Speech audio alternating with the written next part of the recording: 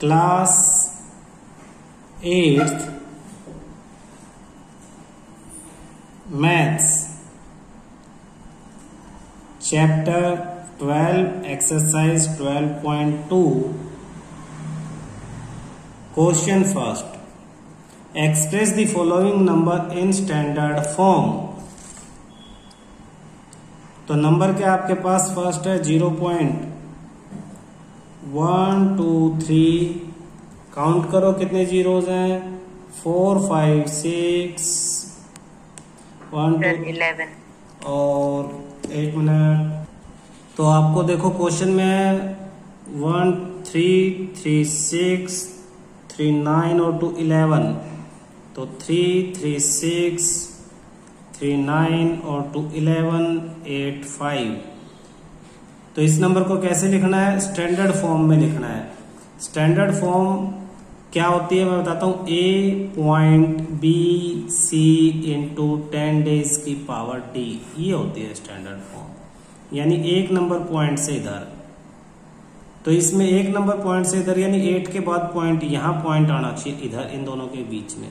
तो पॉइंट इस तरफ शिफ्ट करेगा, कितने डिजिट शिफ्ट करेगा 3 3 6 3 9 10 11 12 डिजिट शिफ्ट करेगा। तो इसे हम लिखेंगे 8.5 इंटू 10 डेज की पावर -12।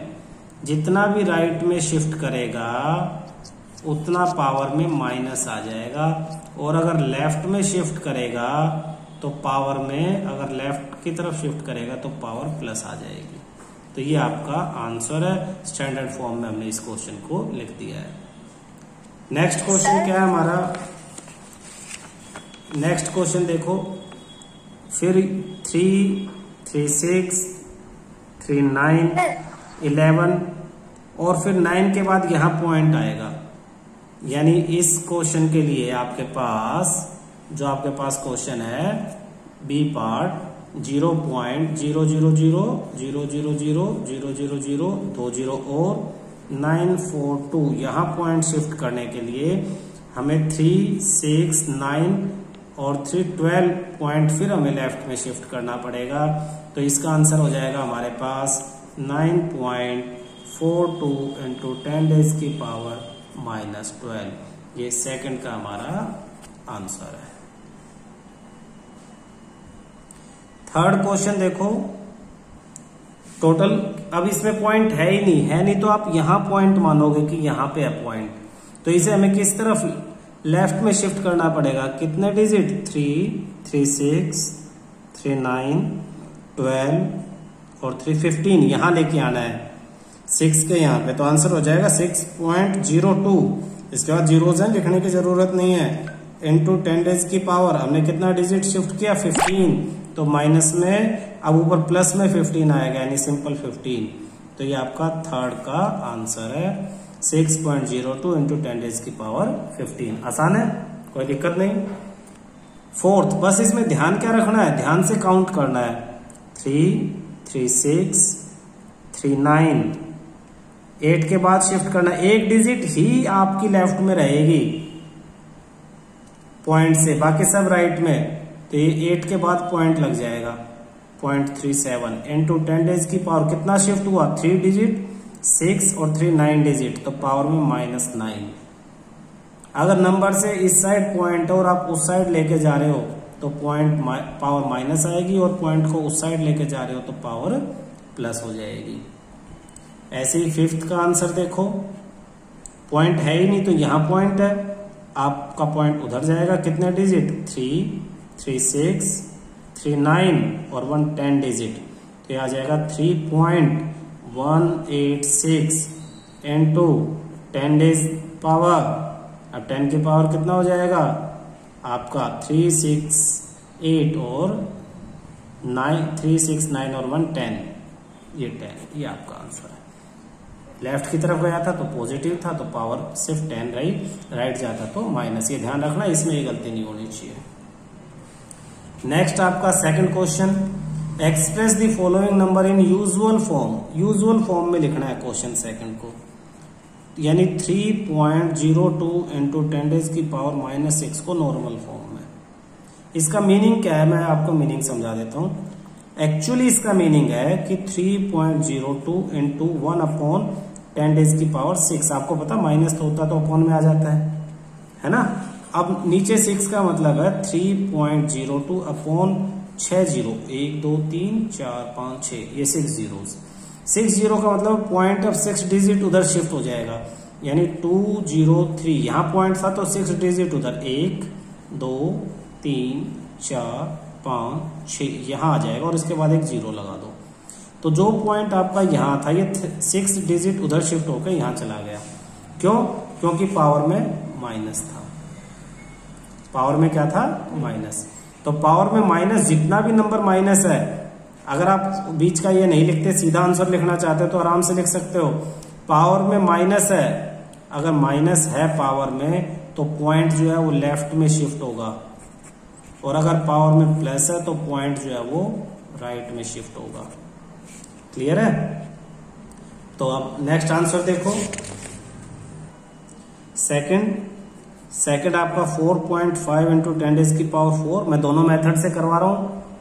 पहला कि ये तो 4.5 इंटू 1 2 3 4, 4 जीरो से मल्टीप्लाई होना, यानी पॉइंट 4 डिजिट आगे चला जाएगा। तो 4 5 यहां था तो 1 डिजिट, 2 डिजिट, 3 डिजिट और 4, लास्ट में पॉइंट लगाने की जरूरत होती ही नहीं। आप सीधा इस स्टेप से ये स्टेप लिख सकते हो। 4 पावर 4 है, प्लस है तो राइट में जाएगा। अभी हमने कहा पावर प्लस है तो पॉइंट राइट में जाएगा। दोनों, पहला क्वेश्चन और दूसरा बिल्कुल एक दूसरे के रेसिप्रोकल हैं, ध्यान रखना। वैसे भी तुम्हें पता है कि 10,000 मल्टीप्लाई होगा तो कोई बड़ा नंबर आएगा, पॉइंट उधर जाएगा तो नंबर छोटा होता है।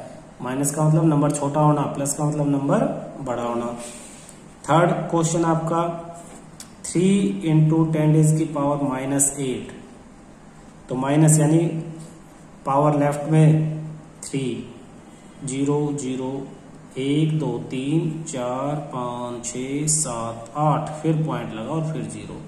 ये आपका आंसर है। पावर में -8 था तो नंबर छोटा हुआ, यानी पॉइंट लेफ्ट में चला जाएगा। फोर्थ पार्ट आपका 1.0001 इंटू 10⁻⁹। पावर 9 है तो देखो 1 0 0 0 यहां था पॉइंट 1, तो 4 डिजिट आ गया, टोटल 9 जाना, 5 और, तो 1 2 3 4 5, ये आपका आंसर। पॉइंट पहले यहां था, लास्ट तक आया तो देखो 3 6 और 3 9 डिजिट आपका राइट में चला गया। इसी तरह से fifth part 5.8 into 10⁻12।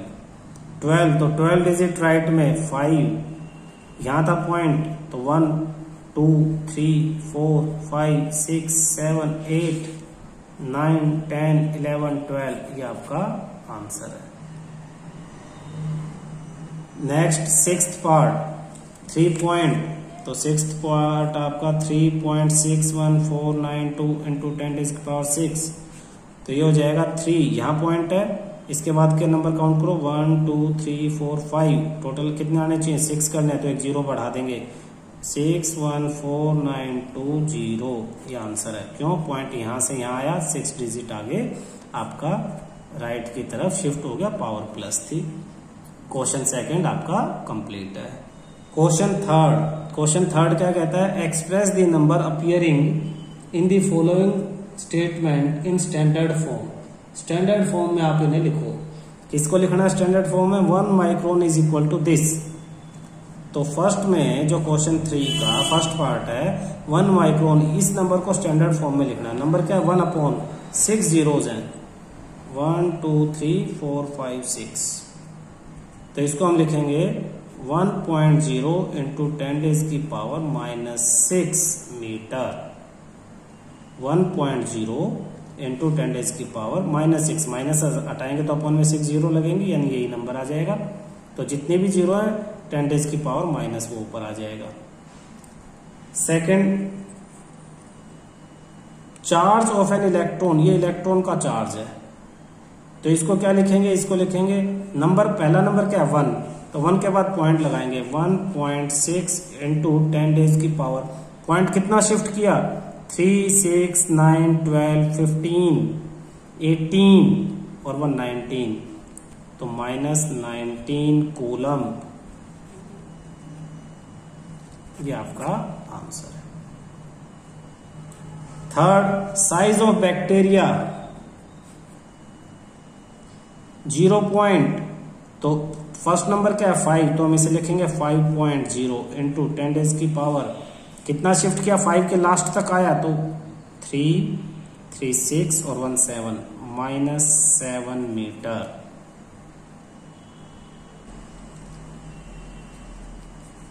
The size of plant cell 1 के बाद पॉइंट, तो 1.275 इंटू 10⁻1 तक कितना डिजिट शिफ्ट किया, 3 और 2 5 -5 मीटर।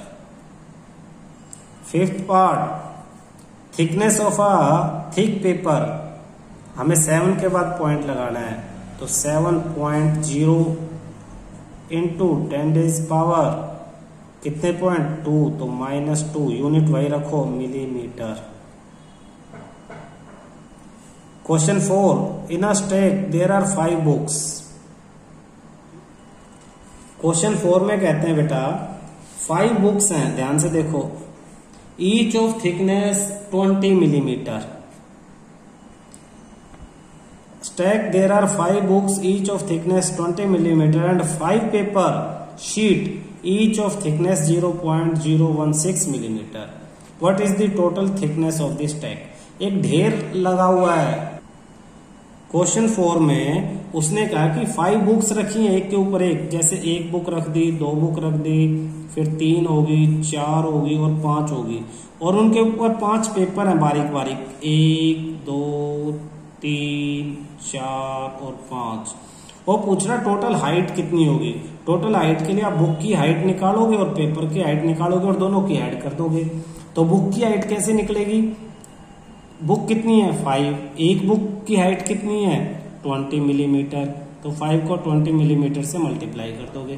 पेपर्स की हाइट कैसे निकलेंगी, पेपर कितने हैं 5, एक पेपर कितना है 0.016 मिलीमीटर, तो इन्हें भी आपस में मल्टीप्लाई कर लोगे। आंसर जो आएगा इन दोनों आंसर्स को आपस में प्लस कर दोगे, टोटल हाइट आ जाएगी। क्लियर है, आसान है। लिखेंगे कैसे, number of books equal to 5, thickness of each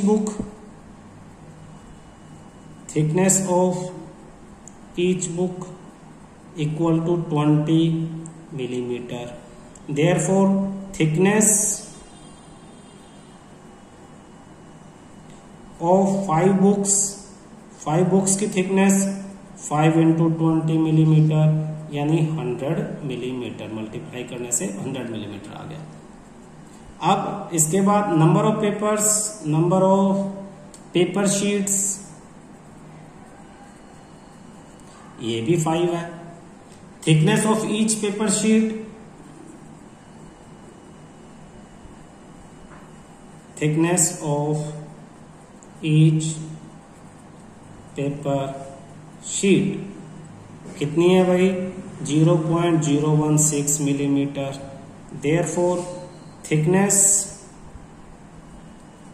of 5 paper sheets equal to 5 into 0.016। अब मल्टीप्लाई करना, 16 5 जा 80, 1 2 3 3 के बाद पॉइंट है तो 1 2 3.0 मिलीमीटर। टोटल हाइट या total thickness of the stack, now total thickness of the stack equal to 100 millimetre plus 0.08 millimetre. Last वाले 0 लगाने की जरूरत नहीं होती, तो इन दोनों को प्लस करेंगे तो 100.08 मिलीमीटर आपका आंसर आ जाएगा।